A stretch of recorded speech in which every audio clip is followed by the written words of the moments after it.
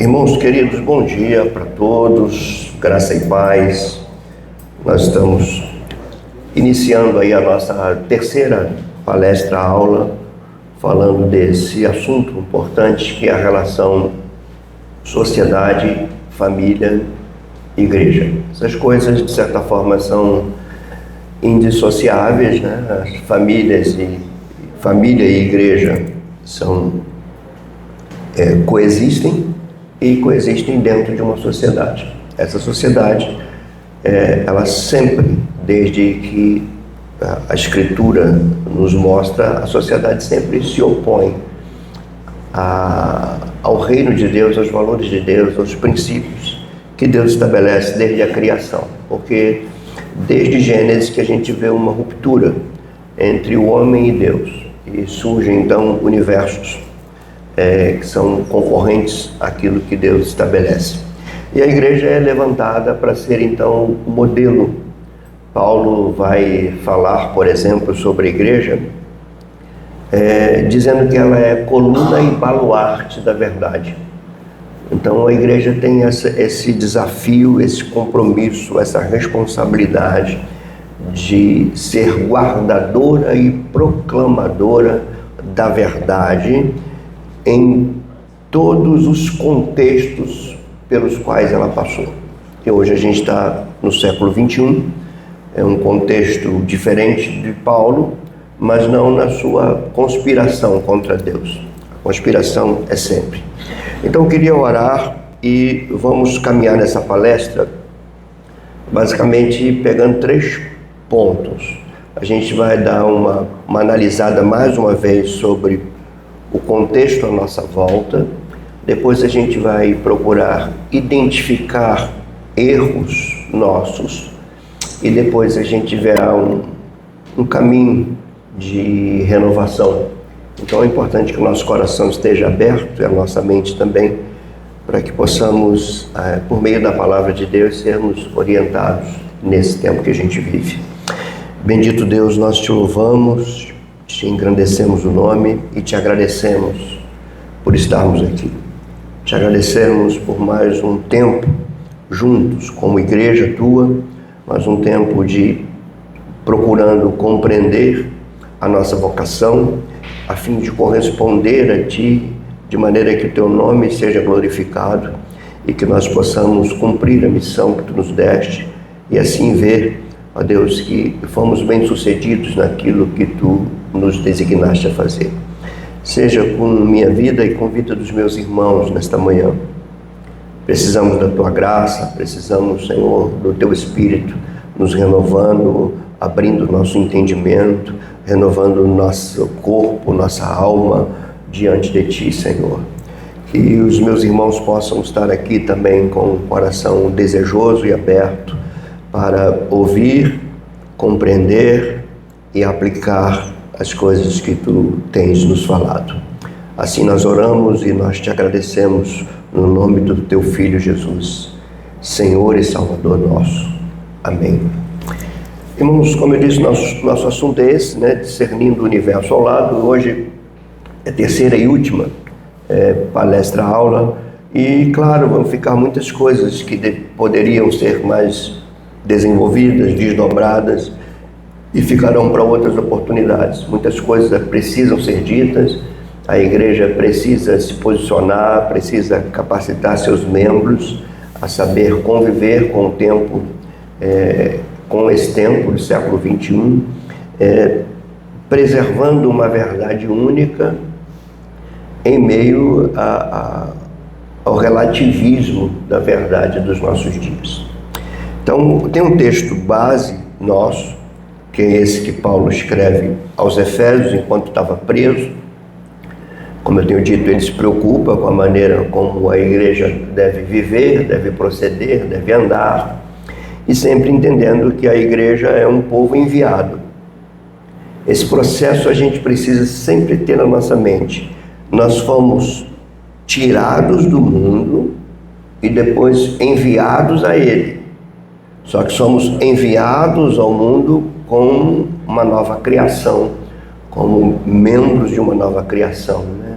uma comunidade redimida, escatológica, transformada, que está aqui, como Jesus disse, para viver como luz do mundo, sal da terra, e pegando as palavras de Paulo aos Filipenses, viver como luzeiros de Deus no meio de uma geração perversa. Então, ser cristão é desafiador, porque nós fomos tirados de um sistema e fomos transportados para o reino e fomos enviados para o sistema do qual nós fomos tirados, para dentro desse sistema resplandecermos como luzeiros de Deus, proclamando sua palavra, vivendo seus princípios, seus valores, de modo que, irmãos, se a igreja não conhecer preceitos, valores, princípios do reino de Deus, ela está impossibilitada de corresponder à sua vocação. E isso é muito ruim. O que destrói um povo não é necessariamente o diabo, ou o inferno, ou o mundo, não. O que pode causar destruição a um povo é a ignorância, é a falta de conhecimento. O meu povo está sendo destruído porque lhe falta o conhecimento. Então a ignorância destrói. E uma igreja, quando eu digo ignorante, sem o conhecimento necessário. Se nós não tivermos o conhecimento necessário para convivermos como luz do mundo, se não tivermos o conhecimento necessário para vivermos inseridos, contextualizados, mas com uma natureza missional, se nós não tivermos conhecimento, nós fracassaremos. E é possível que haja uma boa dose de fracasso na igreja no século XXI. Então ele vai dizer, veja prudentemente, portanto, vede prudentemente como andais. Então tem uma maneira de viver, o cristão tem uma maneira de viver, e não é uma maneira de viver própria, não é a nossa maneira de viver. Paulo diz isso em Romanos, em tantos outros textos, que nós fomos chamados para uma nova maneira de viver, obedecendo a uma nova forma de doutrina. Pedro vai dizer, fomos resgatados de uma vã maneira de viver. Então existe uma maneira de viver, e esse ponto aqui, ele deve ser um ponto sempre que nos leva a fazer uma autorreflexão. Precisamos refletir se a maneira que estamos vivendo condiz com o reino que representamos. Isso em tudo que a gente faz. Não só aqui, nesse espaço, mas na nossa casa, no nosso trabalho, no nosso convívio cotidiano. Então é necessário viver de forma prudente, e é claro que o prudente aqui é um contraste com a insensatez. O andar prudente é o contrário da insensatez. E assim, é um texto muito explorado, a gente tem falado muito dele, mas quanto mais a gente mergulha, mais a gente acha. E a gente vive o que eu costumo dizer, um cristianismo muito superficial. A gente ainda tem uma tinta muito religiosa em nós, não que não sejamos uma religião, mas a gente tem uma coisa ainda muito pontual no nosso cristianismo, como se aquilo que cremos e defendemos tivesse esse espaço físico aqui como ambiente, mas não é, irmão. O cristianismo, como eu disse no sermão de domingo passado, é uma libertação de um império de trevas para estarmos dentro de um reino, e esse reino nos governa. Então é necessário a gente ponderar cada passo que a gente dá em nossas vidas para ver se ela está de acordo com o reino que nós defendemos. Depois ele fala remindo o tempo. Se remindo o tempo pode ser traduzido como aproveitando todas as oportunidades, não perdendo tempo ou resgatando o tempo perdido. Mais precisamente, remir o tempo é não deixar passar em branco, né? A gente utilizar da melhor maneira o tempo que é a criação de Deus e que Ele nos dá para administrar. E ele diz a razão disso, porque os dias são maus. E esse é um outro eco na Escritura, né? Paulo fala, não vos conformeis a esse mundo. Aqui ele fala que os dias são maus, ou seja, nós convivemos com dias maus. O povo de Deus convive sempre com dias maus desde que o pecado entrou. Só que no meio desse contexto de dias maus, ele diz assim, é por esta razão que vocês não podem vos tornar insensatos. Vocês precisam ser sábios. E eu já falei para vocês e repito, que a sabedoria é diferente da inteligência. A pessoa pode ser inteligente e pode não ser sábio. O sábio não é aquele que sabe. O sábio é aquele que conhece os caminhos da vida e sabe aplicar as verdades na sua caminhada.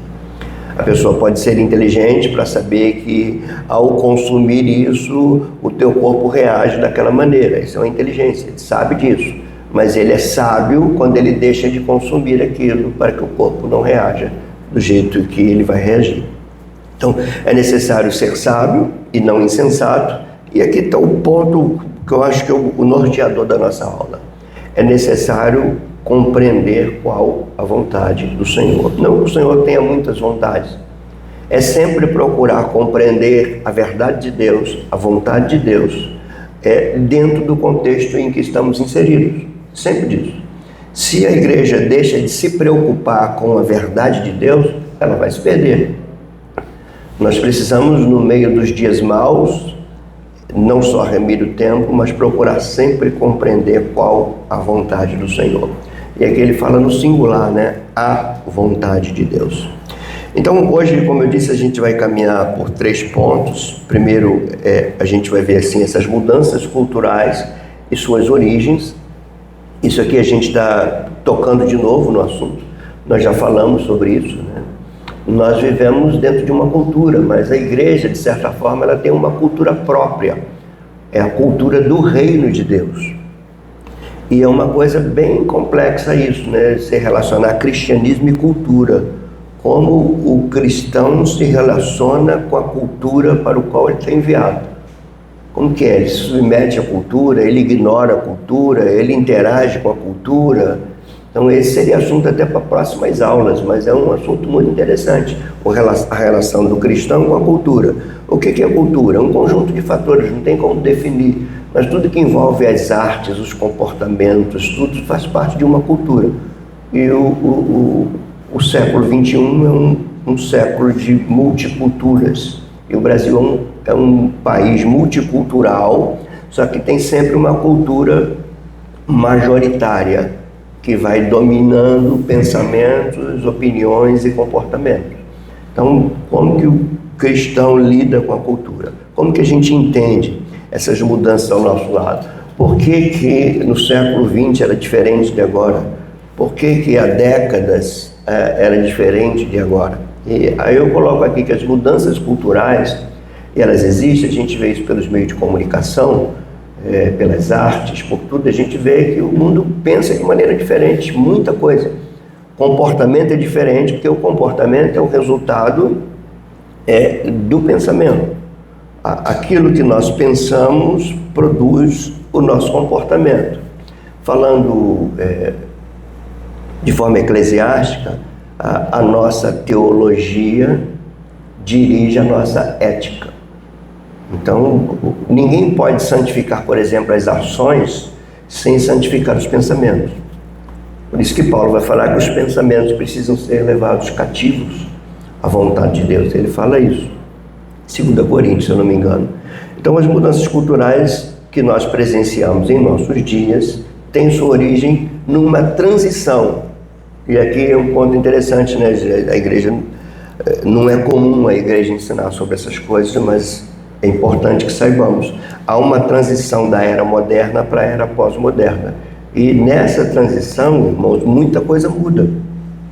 Porque no chamado período moderno, a gente já falou isso, mas ele vai começar ali a pavimentar o caminho no período da Renascença, depois vai se estabelecer definitivamente com o Iluminismo. O Iluminismo não durou muito tempo, mas a era moderna ela começa ali e ela tem algumas prerrogativas que que a gente precisa entender. Havia no período moderno um referencial objetivo.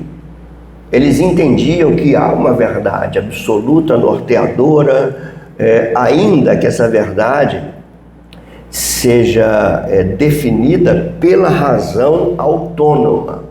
Isso é bom que vocês entendam. No período moderno, a verdade era estabelecida pela razão autônoma, o homem racional. Por isso, o iluminismo, era das luzes, da libertação da razão. Então, há uma verdade absoluta. O período moderno, ele diz não às coisas transcendentes, sobrenaturais. Eles lidam com o natural, com o objetivo, com o tangível, com aquilo que se toca, com aquilo que se comprova, porque está influenciado pelas descobertas científicas. Era um mundo bem científico. Então esse era o período moderno. Eu já falei aqui da questão do desenho do Scooby-Doo, né? Se você lembrar do Scooby-Doo, que aquele ali é o período moderno. Não existe fantasma, não existe sobrenatural, não existe algo transcendente, né? Dentro do próprio cristianismo surgiu um cristianismo chamado de deísmo, o deísmo inglês, né? O deísmo, ele não negava a existência de Deus, nem negava Deus como Criador. Ele só afirmava que Deus existe, mas ele não pode ser conhecido, ele não é um ser relacional, ele não é daqui. Então, isso aqui é conosco, isso é o mundo moderno. Então, descobertas científicas, objetividade da razão, autonomia da razão, a razão que determina. Eu não creio no sobrenatural, eu não posso acreditar naquilo que a razão não comprova. Isso tudo é natural. Então existe preto, existe branco, existe homem, existe mulher, existe macho, existe fêmea. Isso é o período moderno. A verdade é objetiva. O conceito de verdade padrão, norteadora, ainda estava presente. E é interessante a gente perceber também que os paradigmas cristãos ainda norteavam o conceito das pessoas sobre certo e sobre errado. Havia paradigmas cristãos sobre família, sobre a vida, sobre Deus. Então, só que a gente vive agora uma transição dessa modernidade para essa pós-modernidade. E por que essa transição? Essa transição ocorre porque os ideais da modernidade não foram alcançados. Que a ideia de que eu penso, logo existo, e eu descarto essa coisa religiosa da vida, eu descarto a presença de um Deus transcendente entre nós. Quando eu descarto tudo isso, eu coloco para mim, ou seja, o ser humano racional, autônomo, ele, junto com seus semelhantes, são capazes de construir, então, um mundo melhor.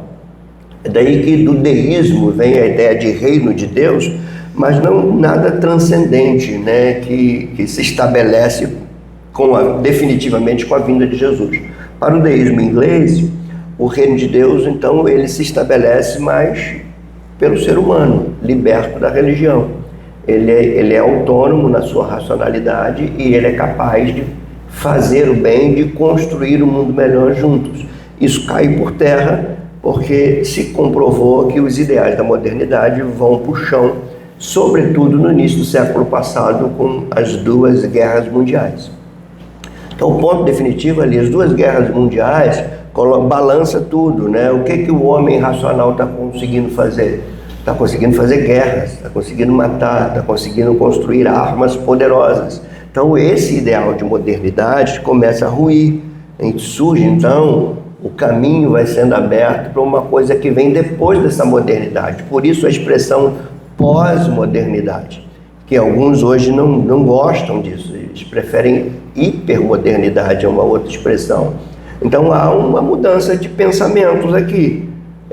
Na modernidade, a razão estabelecia a verdade e esse homem racional não foi capaz de construir.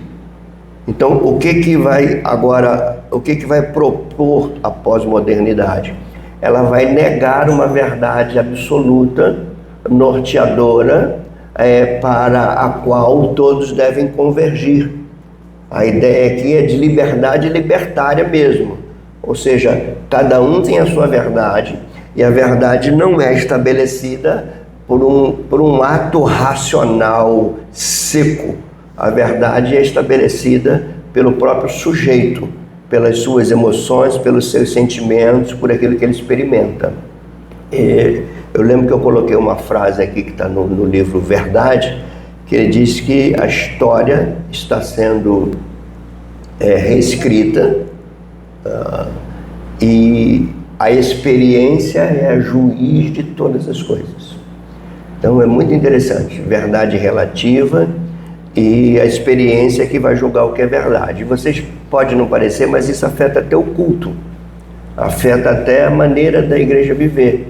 Porque quando você tira uma verdade norteadora, isso, irmãos, está presente em nós. A gente precisa admitir isso.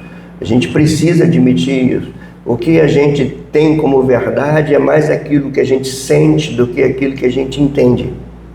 A gente está sentindo, e a verdade, então, é definida pela minha experiência. Isso é comum, eu como pastor vejo isso direto.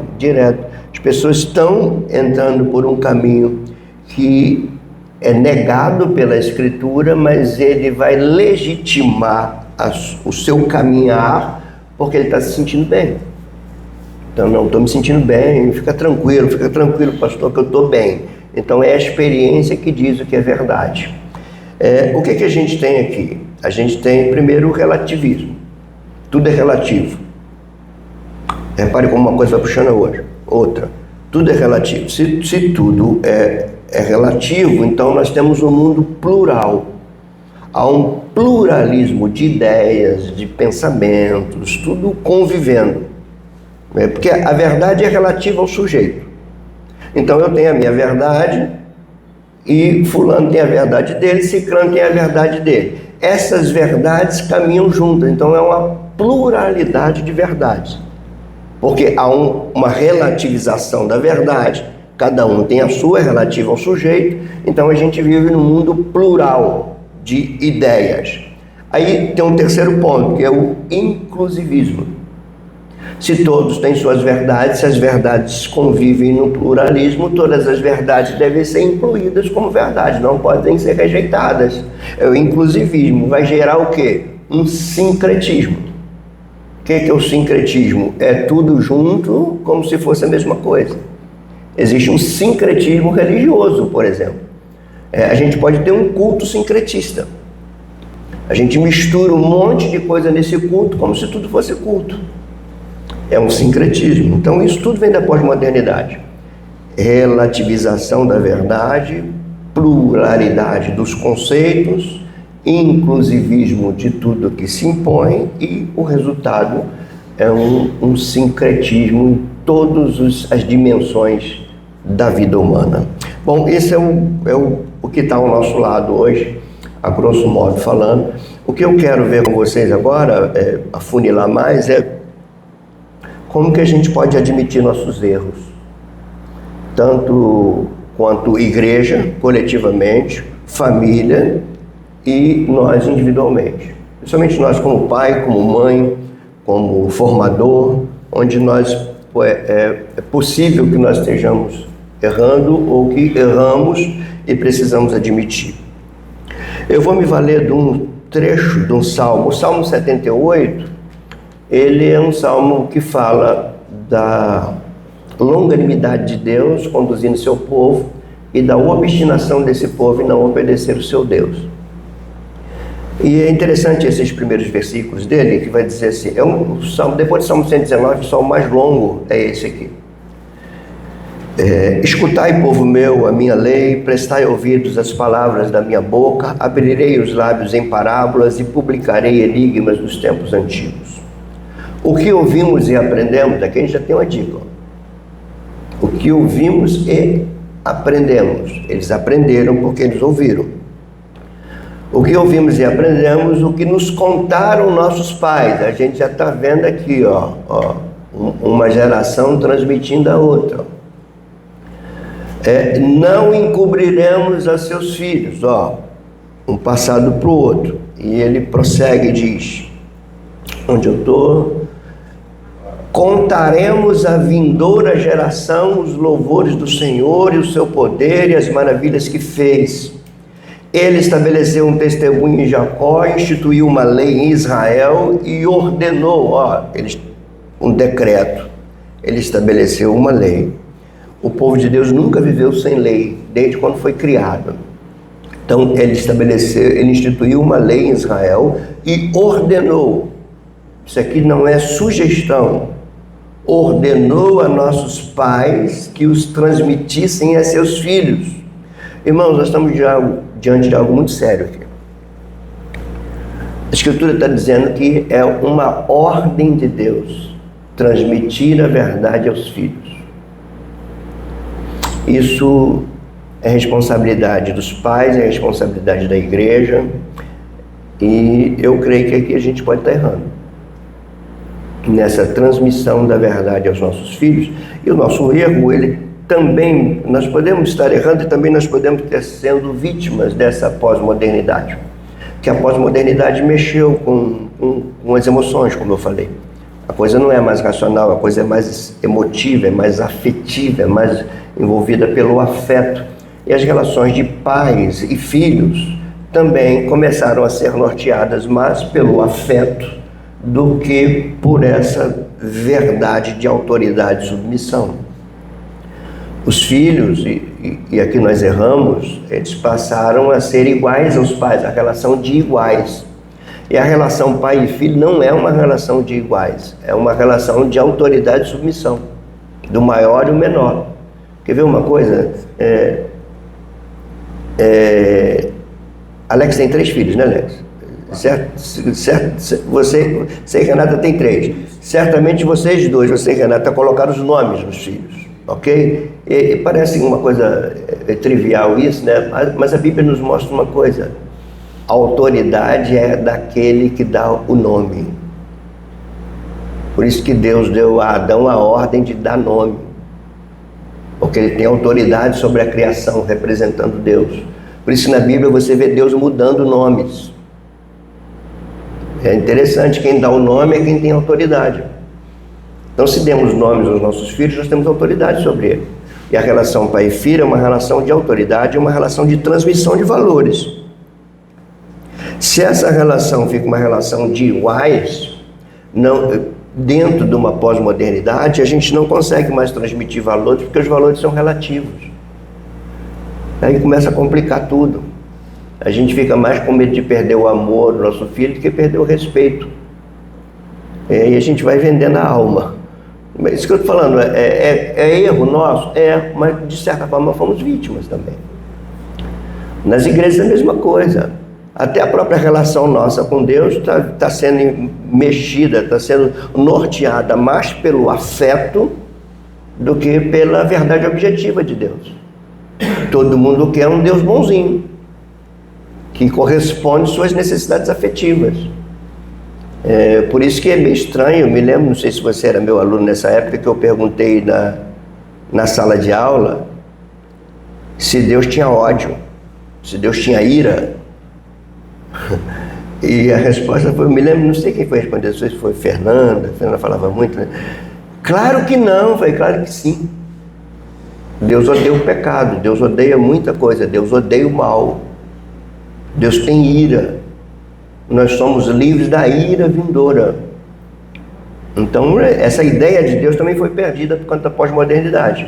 Ou seja, Deus não passou a ser compreendido pela revelação verbal dele.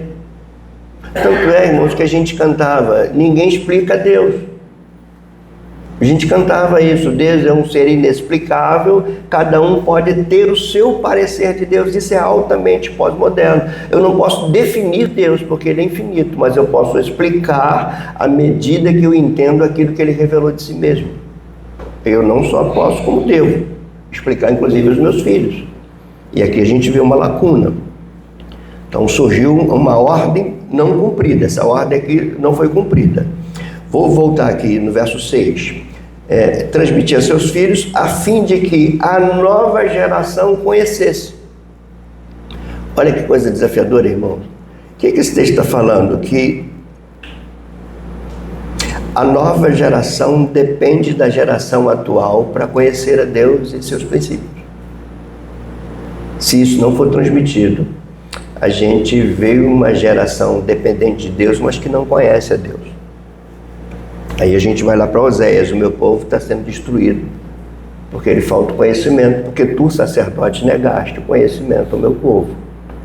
O texto de Oséias, ele é uma estocada no peito, e ele é bem atual. Então, repetindo aqui o verso 6, a fim de que a nova geração os conhecesse, filhos que ainda hão de nascer se levantassem e, por sua vez, os referissem aos seus descendentes. Qual o objetivo disso? Para que pusessem em Deus a sua confiança, não esquecesse dos feitos de Deus. A gente não conta mais as histórias de Deus em casa. O Salmo é cheio de lembrança dos feitos de Deus. A adoração judaica era muito relacionada ao conhecimento de tudo que Deus é e de tudo que Deus fez. Quando Deus ele chama o povo para cultuá-lo, e a gente vê isso em Êxodo, por exemplo: deixai o meu povo para que me preste culto no deserto. Quando ele se apresenta àquele povo, ele diz: eu sou o Senhor teu Deus. Ele diz quem ele é, depois diz o que ele fez: eu vos tirei da terra do Egito. E depois ele diz o que ele quer, dá os 10 mandamentos. Então, como é que eu vivo o que Deus quer? Sabendo quem ele é e reconhecendo o que ele fez. Aí eu presto culto a Deus. A minha vida passa a ser uma vida litúrgica, uma vida cultica, uma vida que honra os preceitos do Senhor. Isso está estampado na Escritura, e aqui está estampado de forma poética no Salmo, né? Então, repetindo o verso 7, para que pusessem em Deus a sua confiança e não se esquecessem dos feitos de Deus, mas observassem os mandamentos.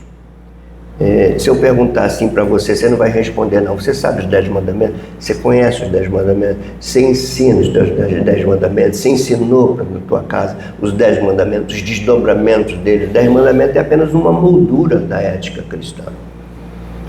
Quando ele fala assim, não adulterarás, como é que se aplica uma lei dessa, que não é só não adulterar, é uma lei que vai regular a prática sexual daqueles que foram criados à imagem de Deus. Só que a gente não sabe. Depois você faça um exercício, se você consegue recitar os 10 mandamentos, e se você consegue desdobrá-los, saber em que isso se aplica na tua vida, na tua família, na tua casa, enfim. Daqui observassem os mandamentos e que não fossem como seus pais, geração obstinada e rebelde. Aqui se aprende com erro também. Geração de coração inconstante, cujo espírito não foi fiel a Deus. Como eu digo, o Salmo 78 é um salmo que fala da fidelidade de Deus e a infidelidade do seu povo. Bom, o que a gente vê aqui? Essa ordem não foi cumprida. A gente está num ponto aqui da minha fala que a gente está procurando identificar os nossos erros. E a gente tem que ser bem honesto com isso. Nós erramos nisso aqui.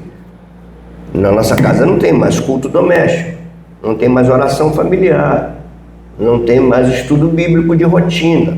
Nossos filhos, é claro que tem exceções, tá? Estou falando de maneira geral. Nossos filhos não estão à roda da nossa mesa. O pai lá instruindo seus filhos na palavra de Deus, seu cônsul. A gente não tem isso. A geração pós-moderna é também uma geração tecnológica e uma geração afetiva. Nós colocamos nossos filhos nos seus quartos, eles estão lá com seus smartphones lá, sabe lá Deus lá o que eles estão fazendo por ali, navegando pela internet. Cada um vai para sua casa. Muitas famílias hoje nem a refeição tomam juntos mais.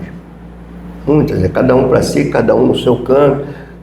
Pastor, isso tem alguma coisa a ver? No meu modo de ver, sim.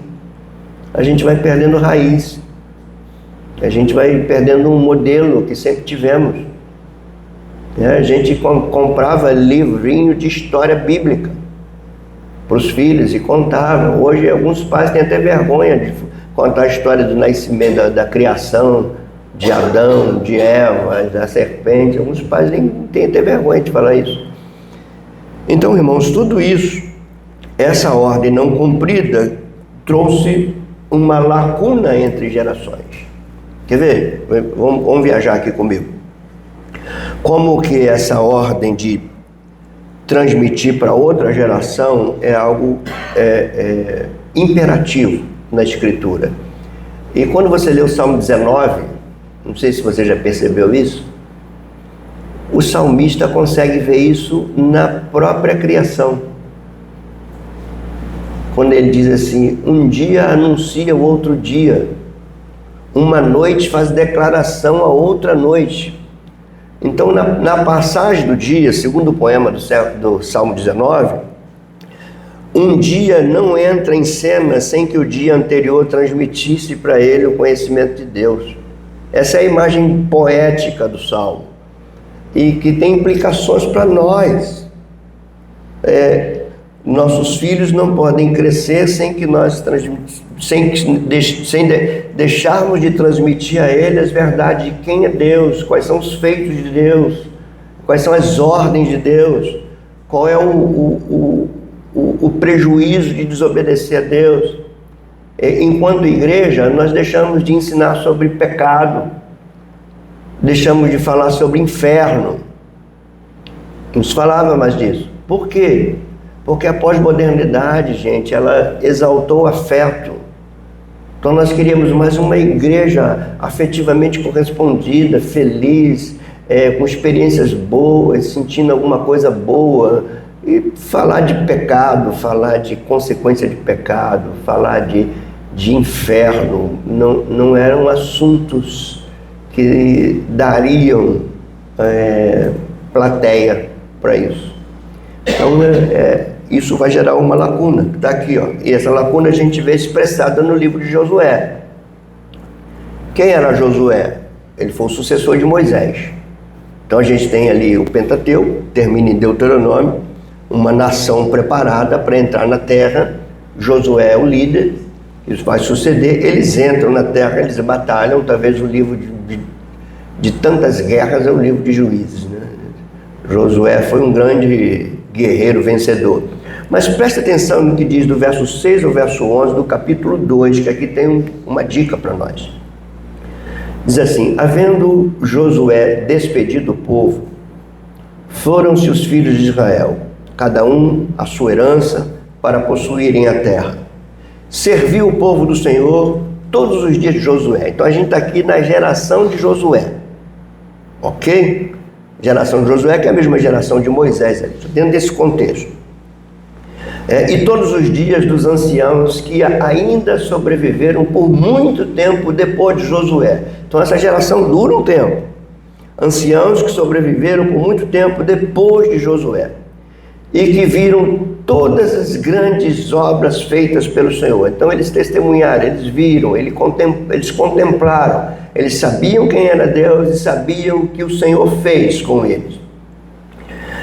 Agora o verso 8, a gente tem uma transição aí, ó. Faleceu Josué, filho de Num, servo do Senhor, com a idade de 110 anos, sepultaram no limite da sua herança, em Timate-Heres, na região montanhosa de Efraim, ao norte do Monte Gaás. Verso 10. Foi também congregada a seus pais toda aquela geração. Opa, uma geração foi embora. Aqui. A questão é, se a outra geração conhece esse Deus da geração que está indo embora. Aqui a questão é essa, ó. Foi também congregada a seus pais toda aquela geração, e outra geração após ele se levantou. E qual era a característica dessa geração? Não conhecia o Senhor, nem tampouco as obras que fizera Israel. Qual foi o resultado da falta de conhecimento de Deus?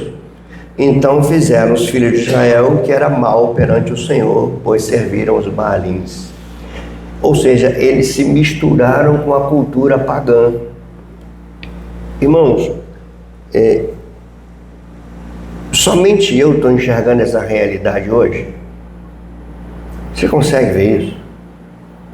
Há uma geração, essa geração está indo embora, e a outra geração que surge não conhece os Deus, nem as obras do Deus da geração que está indo embora. E por que a geração nova não conhece? Porque a geração passada não transmitiu. Qual é o resultado disso? Eles se misturam no período de Josué com os Baalins, com os adoradores de Baal. E o que está acontecendo conosco? O que está acontecendo com essa geração que surge agora na pós-modernidade?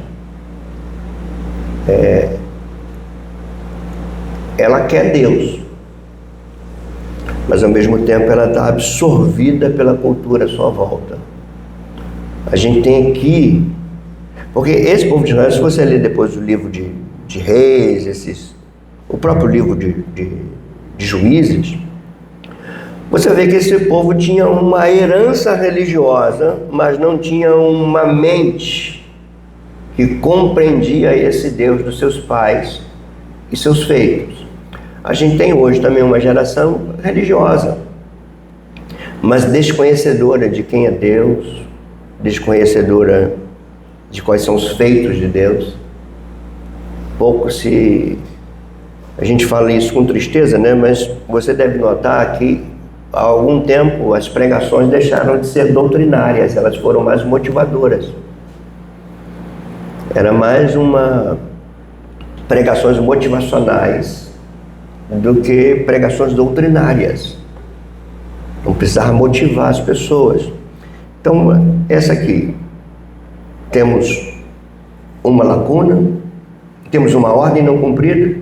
A ordem não cumprida, o surgimento de uma lacuna entre gerações. E qual é o resultado dessa lacuna? Primeiro, descontinuidade teológica, desinteresse pela teologia. Há uma descontinuidade. Se você fazer uma enquete na igreja, você vai ver as pessoas falando que não gostam de teologia. E elas falam isso porque elas estão repetindo coisas que elas ouviram. Elas sequer pensam naquilo. Já vi pastores falando disso. Então a gente tem uma descontinuidade teológica. A gente tem, por conta da pós-modernidade, né, que são os Baalins do nosso tempo, a gente tem individualização e privatização da fé. Ou seja, a fé é um elemento meu, para mim, na minha esfera privada. A fé minha não é manifestada na esfera pública. Eu não consigo, por exemplo, dialogar sobre a minha fé na esfera pública. A fé foi privatizada e ela foi individualizada. E isso até dentro das nossas casas. Cada um tem sua Bíblia, cada um tem o seu canto, cada um tem sua ideia de Deus. Então é uma fé individualizada, é uma fé privatizada, é uma fé individualizada porque ela foi atingida pelos pressupostos da pós-modernidade, que relativizou tudo, inclusive a fé, inclusive a verdade cristã. Então a gente tem isso, descontinuidade teológica, individualização e privatização da fé, divisão no âmbito eclesiástico e familiar. Reparem, irmão, o fato de estarmos reunidos não significa que nós somos unidos. O que nos une é a verdade. Se cada um tem a sua verdade, então nós podemos estar reunidos, mas não em unidade. Porque a base da unidade é a teologia, a unidade teológica. É isso que é a base de todo o caminhar juntos do cristianismo. Você joga isso para qualquer âmbito do ser humano, no âmbito familiar, por exemplo. A gente pode ter famílias divididas, pensamentos diferentes. Isso tudo tem a ver com a lacuna de gerações, tem a ver com a influência da pós-modernidade, tem a ver com a secularização da igreja, com uma perda paulatina de valores cristãos. A gente está vendo tudo isso. Então, divisão no âmbito eclesiástico, no âmbito familiar, influência pós-moderna no cristão, na igreja e na família. As músicas da igreja são influenciadas pela pós-modernidade, por isso que elas são antropológicas. A maioria das letras que se canta hoje tem como objetivo mexer com as emoções de quem canta e não adorar a Deus necessariamente. E a gente precisa admitir isso, irmão. Se a gente lutar contra essas coisas, a gente nunca vai se corrigir. O ponto aqui da nossa fala é identificando os nossos erros, dando a mãozinha para a palmatória.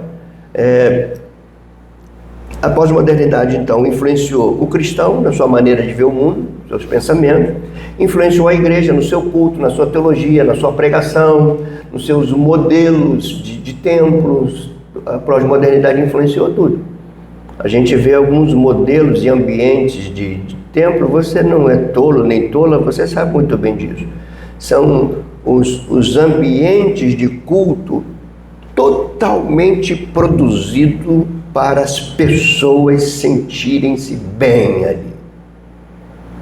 Isso é pós-modernidade. Não estou falando que a igreja não tenha que ter um ambiente onde as pessoas se sintam bem. Eu estou falando que a pós-modernidade colocou isso como objetivo. E você vai reparar que são as igrejas mais cheias. Porque é tudo movido, a música é envolvente, as vestes do pastor mudou. Você vai reparar isso. Os pastores se vestem de uma maneira mais moderna para interagir melhor com as pessoas.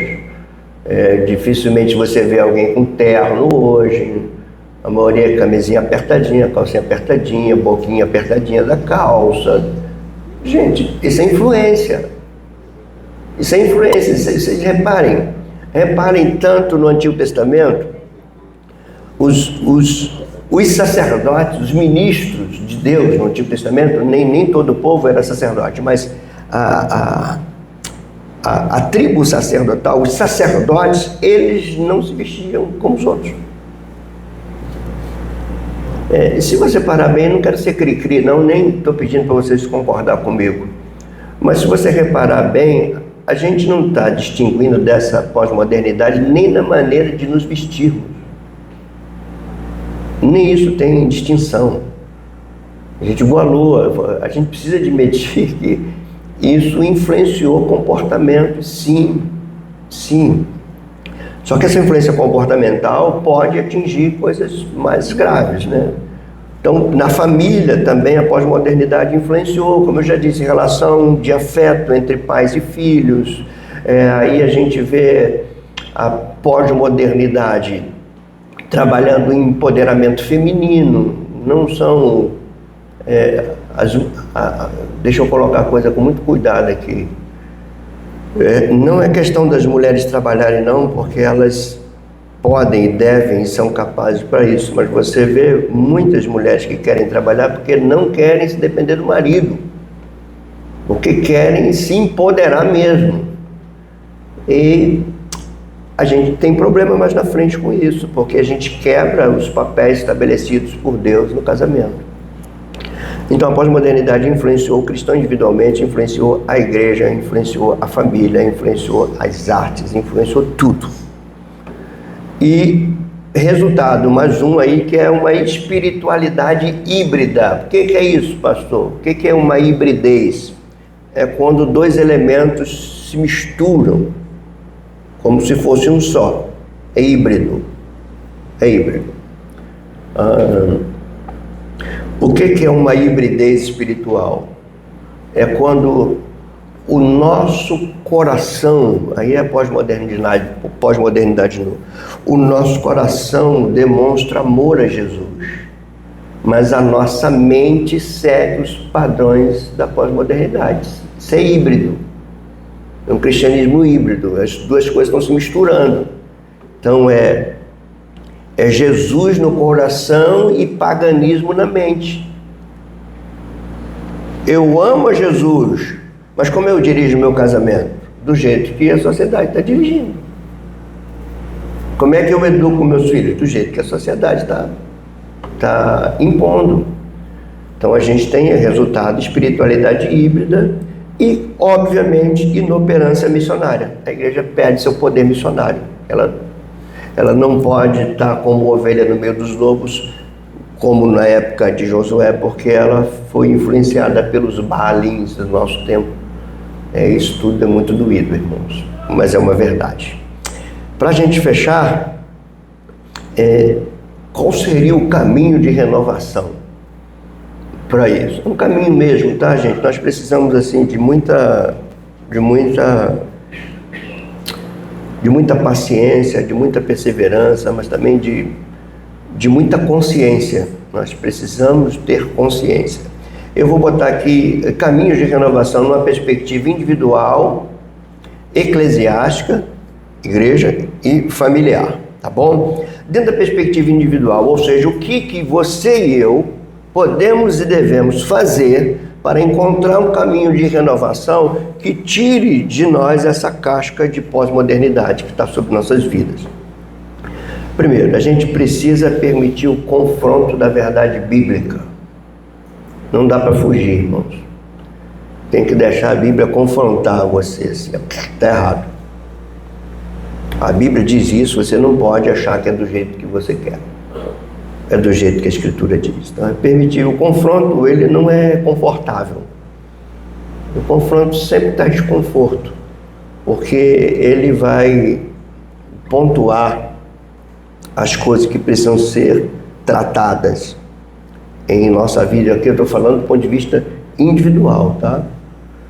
Eu estou olhando para você, tem coisas na minha vida que precisam ser tratadas, não podem continuar do jeito, e você certamente tem, e sempre teremos. Só que se a gente deixa de lado a verdade bíblica, como vamos tratar disso? Qual é o prejuízo de tirar a Bíblia? Não tem mais um padrão norteador para nós. Cada um pode fazer da tua vida, você seleciona os textos que você gosta e que faz bem para você, o momento que você está vivendo, você ignora tantas outras coisas. Então, é preciso permitir um confronto da verdade bíblica. Isso também não é fácil, além de ser desconfortável, não é fácil. Sabe qual é a nossa reação natural? É procurar nos justificar. Nossa reação natural é procurar ponderar, questionar, justificar. A verdade vem rachando você, ou você, que eu digo, todos nós, tá? A verdade vem rachando você, você resiste, você pondera, você transfere, você mostra erro em outro, naquilo, e não deixa a verdade te confrontar. Então a gente precisa deixar o confronto da verdade bíblica em nós.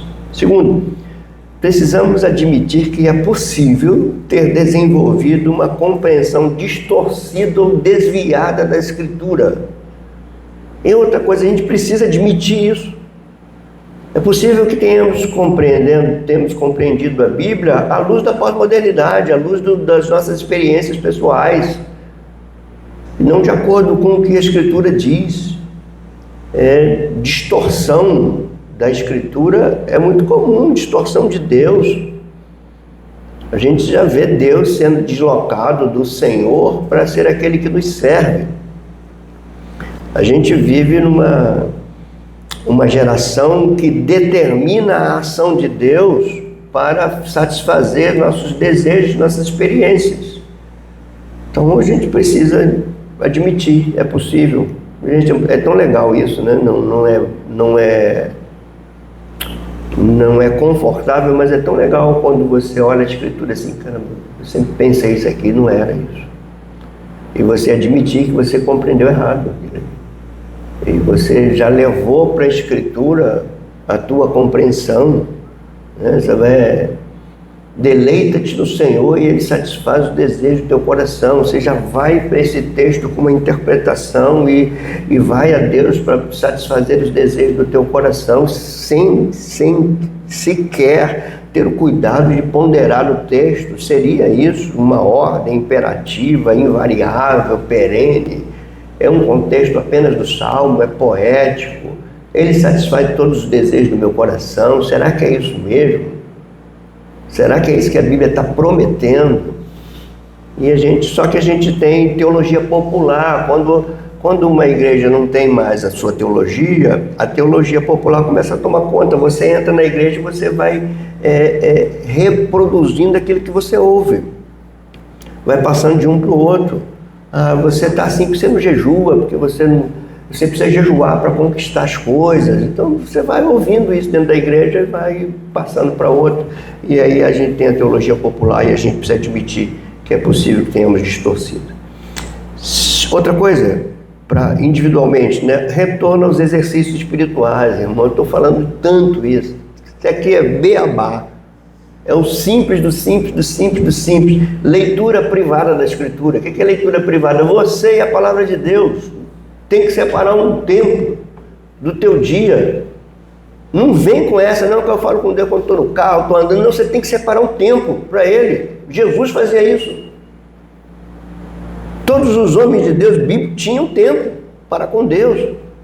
Separa um tempo, tem a leitura privada da Escritura, meditação submissa. O que é meditação submissa? À medida que a palavra vai falando contigo, você vai avaliando a tua vida com aquilo que a palavra está te dizendo, e você vai então humildemente se submetendo às verdades. Aí você vai pontuar coisas na tua vida que precisa mudar, é o terceiro aqui, a aplicação das suas verdades no meu caminhar. Isso aqui é para todo cristão, gente, para cada um de nós. Oração piedosa. Por que eu fiz questão de colocar esse adjetivo? Oração piedosa. Não é oração determinante. Não é oração determina, eu creio, assim será, eu já falei. Não, é oração piedosa. Quando você lê lá um Salmo 51, por exemplo, pequei contra ti, Senhor, tira Davi de cena. Olha você no Salmo e veja como você também é capaz de pecar contra Deus. Isso é oração piedosa, você se quebranta e guarda, me leva em santidade. Tem coisas na minha vida que ninguém sabe, que eu preciso tratá-las diante de ti. Isso é oração piedosa, é oração dependente. Você não determina nada, você depende do Deus que te mostra. Outro ponto que precisa individualmente ser praticado é regularidade eclesiástica. Você precisa estar presente na igreja. As pessoas faltam muito, as pessoas ficam ausentes, as pessoas não falam nada, as pessoas ficam, às vezes, dão um vácuo na igreja, aí é porque eu estou trabalhando, ou é porque eu estou cansado. Gente, está na hora de acordar. Está na hora de acordar. A igreja é importante. Se não fosse importante, Deus não tinha levantado. É importante para que você seja instruído, para que você seja capacitado para viver e conviver nesse tempo. E a última coisa que você precisa, e eu, todos nós, é interesse teológico. Redescobrir a teologia, ter desejo por isso. E, irmãos, não é qualquer teologia, porque a gente tem uma pluralidade teológica também. Eu já vi pessoas que nem começaram a estudar e falam comigo, eu vou fazer um mestrado em teologia. Como? Como você vai fazer mestrado em teologia se você não tem nem teologia? Eu vou fazer mestrado na PUC. Eu vou fazer mestrado na PUC, você vai aprender com gente que não crê no Deus que você crê. Se você fazer um mestrado numa instituição dessa pública, certamente você vai ser influenciado por liberalismo teológico, por método histórico-crítico de interpretação. Você vai sair duvidando da Bíblia, duvidando dos textos bíblicos, duvidando da autoria bíblica. Acabou, esse é um passo. Aqui, irmãos, nós somos ortodoxos. Mas, pastor, eu tenho um desejo de ser pastor. Aqui você vai ter que estudar teologia numa instituição confessional, porque a gente lida com Bíblia na sua inerrância, na sua inspiração plena, confessamos sua autoria, sua verdade. Então a gente precisa de interesse teológico. As escolas bíblicas são vazias, porque não tem interesse teológico. Os cultos sempre tem gente, né? Dependendo do louvorzão, então tem mais. E no ambiente familiar, pensar na estrutura da família à luz do conceito bíblico de família. Ou melhor, pensar na estrutura familiar à luz do conceito, o que é que a Bíblia diz sobre família. Mediante a isso que eu começo a estruturar a minha casa.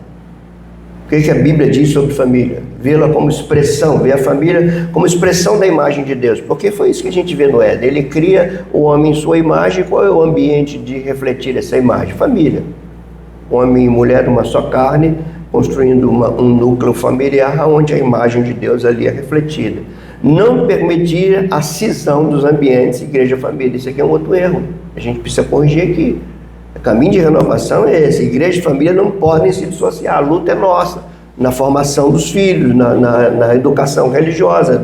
A luta é da família e da igreja. E no contexto eclesiástico, os caminhos de renovação são esses. Solidificação teológica. A igreja, vamos falar de nós aqui, né? nós precisamos ser cada vez mais teológicos. Teologia na nossa pregação, teologia nas nossas músicas, teologia no nosso culto, teologia na nossa maneira de pensar, de agir, de interpretar, de julgar as coisas. Teologia, que é o conhecimento de Deus. Compromisso ortodoxo, né? Ou seja, compromisso com a ortodoxia cristã, aquilo que o cristianismo sempre creu. A gente tem compromisso. O que a gente recita o credo aqui? É compromisso ortodoxo, com aquelas verdades todas que estão lá no credo. Se eu sou cristão, eu acredito naquilo tudo. Eu tenho compromisso com essa ortodoxia. O que eu quero dizer com compromisso com essa ortodoxia? Eu não posso me render a outra coisa.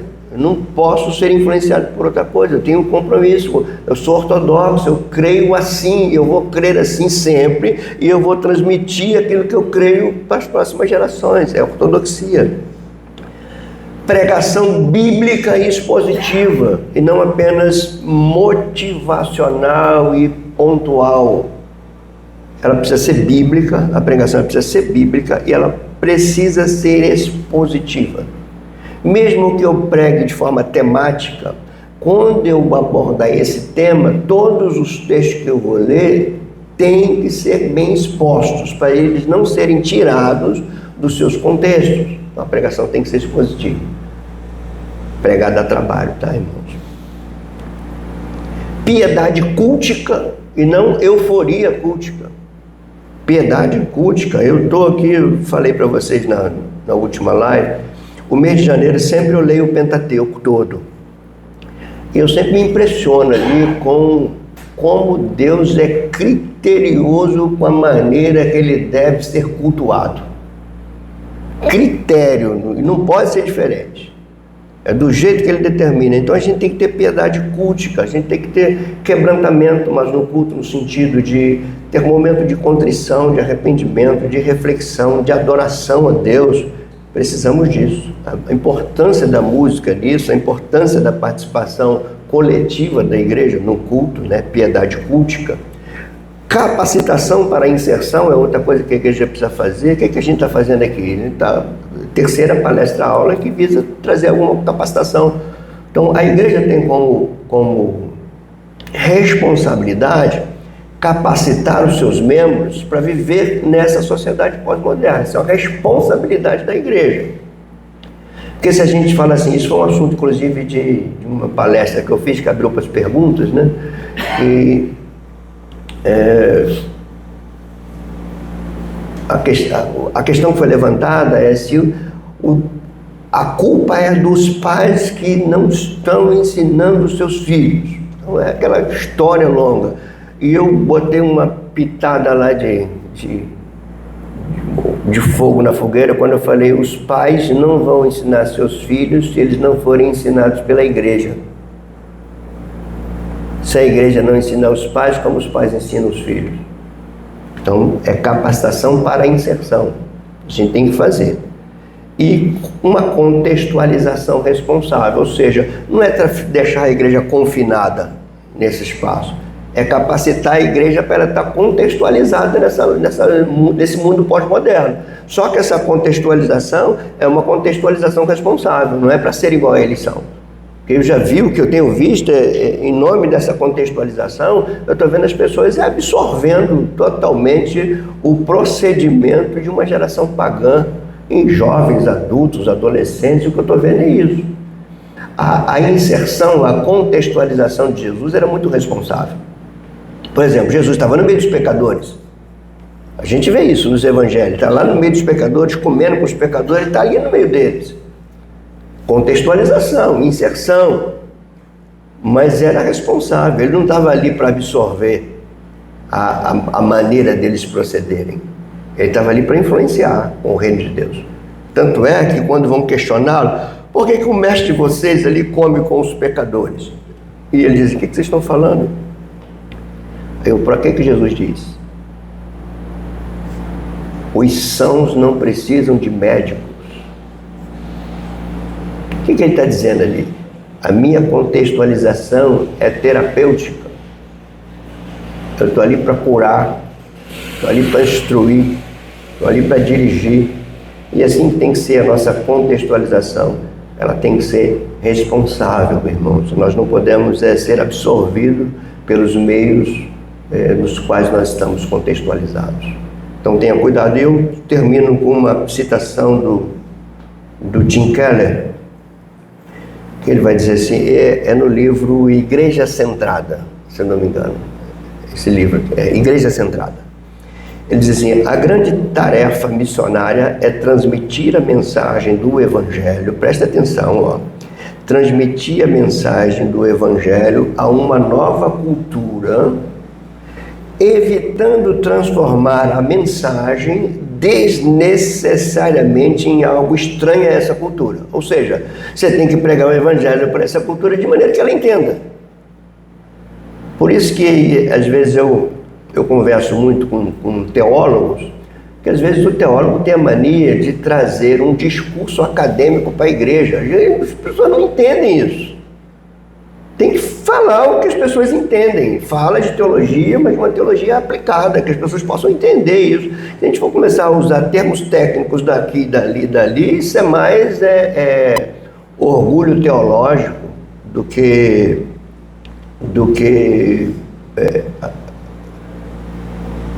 pedagogia, né? Do que transmitir a verdade, é mais orgulho teológico. Então, repara, a grande tarefa missionária é transmitir a mensagem do Evangelho a uma nova cultura, evitando transformar a mensagem desnecessariamente em algo estranho a essa cultura. Aí, por outro lado, ele diz, mas sem deixar de fora nem obscurecer o escândalo e a ofensa da verdade bíblica. Fantástica, assim. Você não pode deixar de fora a cruz de Cristo, mas também você não pode transmitir o Evangelho de uma maneira que essa sociedade não entenda absolutamente nada do que você está falando. É preciso transmitir, mas não podemos subjugar o Evangelho, a cultura. Nós não podemos permitir que a cultura determine o valor do Evangelho. É o Evangelho que continua ferindo a cruz, e sempre será escândalo, sempre será ofensiva, sempre, desde quando surgiu até agora. Então, irmãos, nosso tempo é curto, já passei 7 minutos ali. Infelizmente, a gente vai ter que parar por aqui, pensando em novos espaços como esse para transmitir assunto. Certamente você tem perguntas, você tem dúvidas, e a gente precisa criar um ambiente aqui para tratar desses assuntos de uma forma mais interativa entre nós. Mas fica aí, vocês entendendo, né? Por que essa sociedade pensa assim? Onde foi que nós erramos? E o erro foi em não obedecer uma ordem.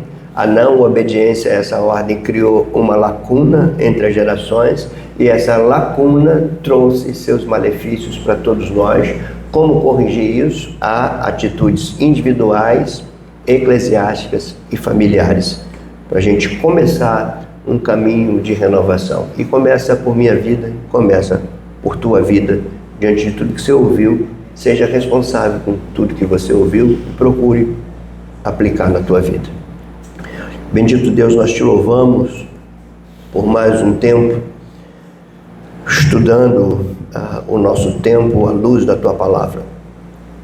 Chegamos a conclusões de que existem coisas que precisam ser mudadas, reconhecidas, e nós estamos aqui abrindo nosso coração e nossa mente diante de ti, pedindo perdão pela omissão, te pedindo força para prosseguir, para fazer, sem vergonha do teu Evangelho, transmitir às próximas gerações a verdade inalterável e única da tua palavra. Dá-nos força como igreja, como família e como cristãos individualmente. Senhor Deus, que teu Espírito venha avivar o nosso interior, colocando o desejo intenso pela verdade da tua palavra, Senhor. É a nossa oração sincera, singela e dependente. Em nome de Jesus nós oramos. Amém.